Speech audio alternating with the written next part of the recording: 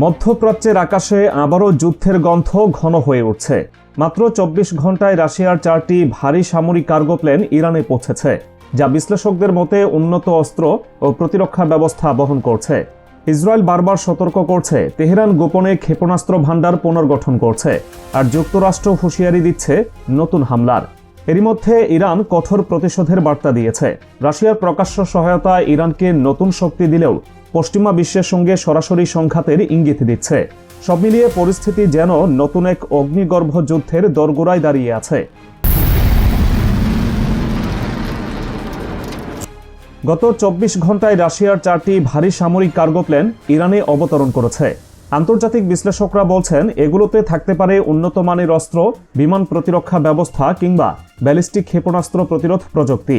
বিশেষ করে রাশিয়ার AN-124 রোসলান এবং IL-76 পরিবহন প্লেনগুলো এত বড় আকারের যে সহজেই S-400 এয়ার ডিফেন্স সিস্টেম, যুদ্ধ বিমান কিংবা ভারী সামরিক সরঞ্জাম বহন করতে সক্ষম। এই আগমন এমন সময়ে ঘটল যখন ইসরায়েল বারবার সতর্ক করছে ইরান গোপনে তাদের ব্যালিস্টিক ক্ষেপণাস্ত্র ভান্ডার পুনর্গঠন করছে। ইসরায়েলি গোয়েন্দারা আশঙ্কা করছে তেহরান আবারও দূরপাল্লার অস্ত্র তৈরি করছে, যা সরাসরি ইসরায়েলের নিরাপত্তাকে হুমকির মুখে ফেলতে পারে। ইসরায়েলি কর্মকর্তারা প্রকাশ্যে বলছেন, যদি যুক্তরাষ্ট্র ইরানের ক্ষেপণাস্ত্র কর্মসূচি বন্ধে কোনো চুক্তিতে পৌঁছাতে না পারে, তবে তেহরানের মুখোমুখি হওয়া জরুরি হয়ে পড়বে। ইসরায়েল স্পষ্ট করে জানিয়েছে, ইরান যদি আবারও ক্ষেপণাস্ত্র মজুত করে তবে তারা প্রি-এম্পটিভ স্ট্রাইক বা আগাম হামলা চালাবে। এর জবাবে ইরানের প্রেসিডেন্ট মাসুদ পেজেশকিয়ান হুঁশিয়ারি দিয়ে বলেছেন, যে কোনো আগ্রাসনের জবাব হবে কঠোর এবং অনুশোচনা জাগানিয়া। একই সময়ে যুক্তরাষ্ট্রের প্রেসিডেন্ট ডোনাল্ড ট্রাম্প ঘোষণা করেছেন, ইরান যদি পারমাণবিক কর্মসূচি পুনর্গঠন করে তবে ওয়াশিংটন আরেকটি বড় ধরনের হামলার সমর্থন করবে। আর রাশিয়ার ৪টি সামরিক কার্গো প্লেনের আগমনকে বিশ্লেষকরা দেখছেন ইরানকে রক্ষা করার কৌশলগত পদক্ষেপ হিসেবে। এই অবস্থায় বৈশ্বিক প্রভাবও ভয়াবহ। যুক্তরাষ্ট্র ইতিমধ্যেই ইসরায়েলের পাশে দাঁড়িয়েছে, ইউরোপ উদ্বেগ প্রকাশ করছে, তবে সরাসরি সামরিক পদক্ষেপে যেতে চাইছে না। আর রাশিয়া প্রকাশ্যে ইরানকে সহায়তা করছে, যা পশ্চিমা বিশ্বের সঙ্গে সরাসরি সংঘাতের ইঙ্গিত দিচ্ছে। সব মিলিয়ে পরিস্থিতি শুধু মধ্যপ্রাচ্য নয়, গোটা বিশ্বকে নতুন এক অগ্নিগর্ভ সংঘাতের দিকে ঠেলে দিচ্ছে। হোয়াইট হাউসে অনুষ্ঠিত বৈঠকে ইরানের পরমাণু ও ক্ষেপণাস্ত্র কর্মসূচি নিয়ে উদ্বেগ জানিয়েছে ইসরায়েল।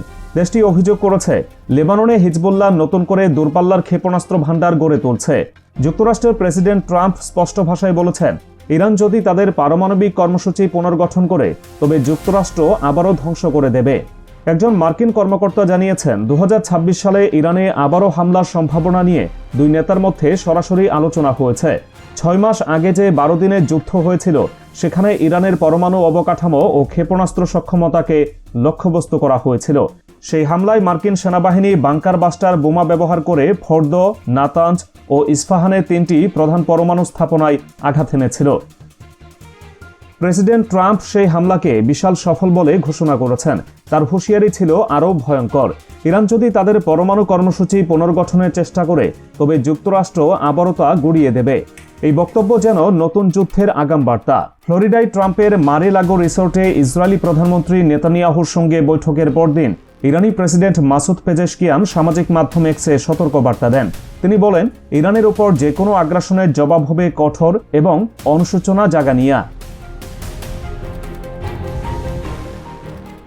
এদিকে ইরানের অভ্যন্তরে বিশৃঙ্খলা তৈরি করতে প্রাণপণ চেষ্টা করছে ইসরায়েল। শেষ ১২ দিনের যুদ্ধের সময় নেতানিয়াহু আশা করেছিলেন যুদ্ধের ফলে ইরানের ভেতর গণ অসন্তোষ তৈরি হবে, কিন্তু তেমন বড় বিক্ষোভ দেখা যায়নি। বোমাবর্ষণ সত্ত্বেও তেহরানের জনজীবন অনেকটা স্বাভাবিকই ছিল। তবে এবার সেই পরিকল্পনা বাস্তবায়ন করতে মাঠে নেমেছে মোসাদ। বিশ্বজুড়ে যত ধরনের ষড়যন্ত্র হয় তার সবকিছুর সঙ্গেই যেন জড়িয়ে থাকে ইসরায়েলি গোয়েন্দা সংস্থা মোসাদের নাম। ইরানের ক্ষেত্রেও ব্যতিক্রম নেই। সম্প্রতি ইরানে চলমান সরকার বিরোধী বিক্ষোভের আগুনে ঘি ঢেলেছে মোসাদ।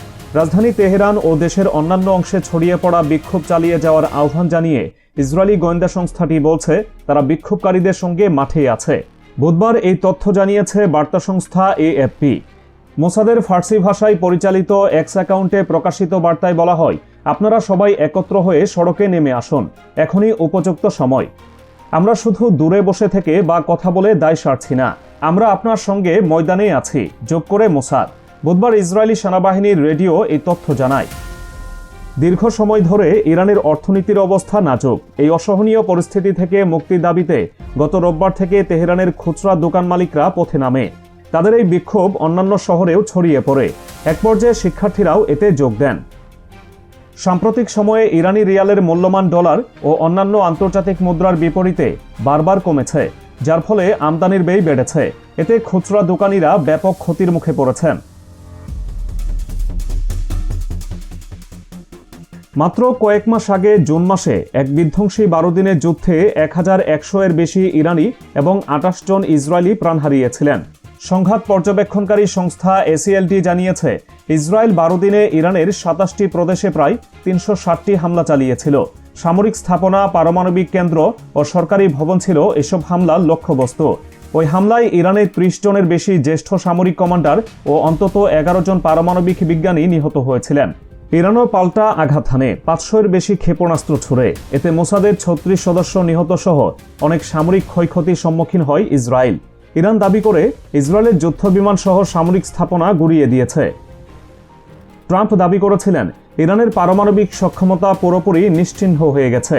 তবে বিশেষজ্ঞদের মতে তেহরান হয়তো তাদের সমৃদ্ধ ইউরেনিয়ামের মজুত লুকিয়ে রেখেছে এবং কয়েক মাসের মধ্যেই উৎপাদন শুরু করতে পারে। ইসরায়েলি কর্মকর্তারা আশঙ্কা করছেন, ইরান গোপনে আবারও ক্ষেপণাস্ত্র মজুত করছে। অন্যদিকে ইরানি কর্মকর্তারা দাবি করছেন, তারা এখন যে কোনো সংঘাতের জন্য আরও ভালো প্রস্তুতি শেষ করেছেন। পেজেশকিয়ান এক সাক্ষাৎকারে বলেন, যুদ্ধবিরতির আগের তুলনায় ইরানের সামরিক বাহিনী এখন সরঞ্জাম ও জনবলের দিক থেকে আরও শক্তিশালী।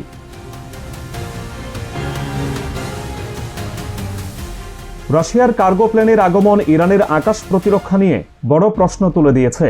তেহরান কি তাদের ঢালকে আরও ঘন, আরও আধুনিক, আরও বহু পর্দাযুক্ত করতে যাচ্ছে? যদি S-400-এর মতো লং রেঞ্জ সিস্টেম সঙ্গে মধ্যপাল্লা রাডার, ইলেকট্রনিক ওয়ারফেয়ার আর শর্ট রেঞ্জ শুটার একসাথে লেয়ারের মতো সাজানো হয়, তবে ইসরায়েলি বিমান হামলার পথ হবে বেশ কঠিন। যদিও ইসরায়েল ফের হামলা করলে এসবের সাথে আবার মাঠে নামবে ইরানের প্রতিরোধ অক্ষ। লেবানন, সিরিয়া, ইরাক এই উত্তর আর্কটি ইরানের জন্য স্ট্র্যাটেজিক বাফার। হিজবুল্লাহর দূরপাল্লার রকেট বা মিসাইল ভান্ডার, সিরিয়ায় অবস্থানরত প্রো ইরান গ্রুপ এবং ইরানের কিছু ফ্যাকশন, এই 3 স্তরে ইরান প্রক্সি ফায়ার পাওয়ার ধরে রেখেছে। ইসরায়েলিরা বলছে, এই ভান্ডার পুনর্গঠিত হচ্ছে এবং প্রয়োজন হলে সীমান্ত পেরিয়ে ডিপ স্ট্রাইক চলবে। উত্তর ফ্রন্ট খুলে গেলে ইসরায়েলের বহু ফ্রন্টে সেন্সর শুটার বিতরণ করতে হবে, যা তেল আবিবের কৌশলগত ব্যয় বাড়াবে। একই সঙ্গে অভ্যন্তরীণ বিক্ষোভ ইরানের জন্য ডাবল এজড সোর্ড। একদিকে জনরস শাসনের ফোকাস কমিয়ে দিতে পারে, অন্যদিকে বহিঃশত্রু হুমকি জনমতকে আবারও রাষ্ট্রের পক্ষে টেনে আনতে পারে।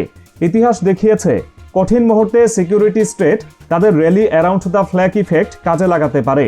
ইরানের নেতৃত্ব এখন ঠিক সেটাই করছে। শক্ত প্রস্তুতির বার্তা, প্রতিশোধের সতর্কতা এবং পূর্ণাঙ্গ যুদ্ধ তুলনায় আরও জটিল কঠিন বাস্তবতা উল্লেখ করে জনমতকে কনসলিডেট করা। প্রশ্নটা সরল, কে আগে চোখের পাতা ফেলে? আকাশে কার্গো প্লেনের ছায়া, ভূভাগে বিক্ষোভের ঢেউ, স্ক্রিনে দাবানলের মানচিত্র, সবকিছু বলে দেয় সময়টা পাতলা বরফের উপর দৌড়ানোর মতো। ইসরায়েল বলে, আগাম হামলা ছাড়া নিরাপত্তা নেই। ইরান বলে, আক্রমণ এলে জবাব হবে কঠোর, অনুশোচনা জাগানিয়া। যুক্তরাষ্ট্র বলে, পারমাণবিক পুনর্গঠন দেখলে আবারও আঘাত। আর রাশিয়া বলে, ঢালের ঘনত্ব বাড়াতে আমরা পাশে। তাই মধ্যপ্রাচ্যের আকাশে রাত যত ঘন হয়, ততই স্পষ্ট হয় এই সত্য। পরবর্তী 24 থেকে 48 ঘন্টা, পরবর্তী কয়েক সপ্তাহ কিংবা 2026 যে সময় হোক, যুদ্ধের গর্জন থামাতে হলে কূটনীতির মাইক্রোফোনকে রকেটের চেয়ে জোরে বাজাতে হবে। অন্যথায় ইতিহাস আবারও লিখবে আতঙ্কের অধ্যায়। মানচিত্র বদলাবে না, কিন্তু মানচিত্রের মানুষের জীবন বদলে যাবে।